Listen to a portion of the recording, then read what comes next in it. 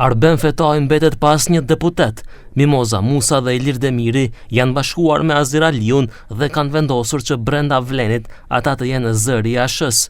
Grupi i Azir Aliut edhe mbrëm u mblodh në Tetov, ndërsa nuk ishte ftuar Arben Fetaj. Alianca për Shqiptarët vendosi që zëri politik në Vlen nga kjo parti të jetë i përfaqësuar nga deputetët tanë, Mimozën dhe Ilirin, ndërsa në koordinim me kadrovikun në Vlen, përfaqësuesi i Aliancës për Shqiptarët të jetë Latif Arifi.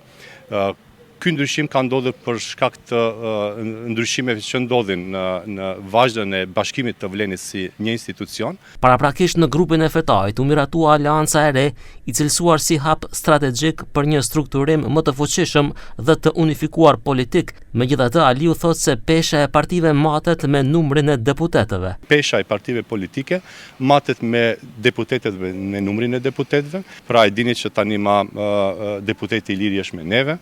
Ne punojmë që së shpejti edhe 1 apo 2 deputet të jenë në strukturën e Aleancës për Shqiptarët si pjesë e Vlenit. I pyetur nga televizioni 21, Fetaj tha se nuk ka grupe në Aleancë, pasi siç tha, kuvendi unanimisht vendosi për shkrirje të strukturave. Nuk ka asnjë mosmarrveshje dhe nuk ka grupe në Aleancë. Si Aleancë e Re, me unanimitet kemi marrë vendimin për shkrirje të strukturave dhe jam autorizuar për të udhëhequr negociatat në nivel leadershipi për krijimin e Vlenit si një subjekt i vetëm politik. Ndonse edhe Azir Aliu edhe Arben Fetaj flasin për shkrirje në Vlen, megjithatë ata nuk po pajtohen. Ndryshe, Aleanca për Shqiptarët duket se tashmë është e ndarë në 4 pjesë, ajo e Selës, e Taravarit, e Fetajt dhe Aliut.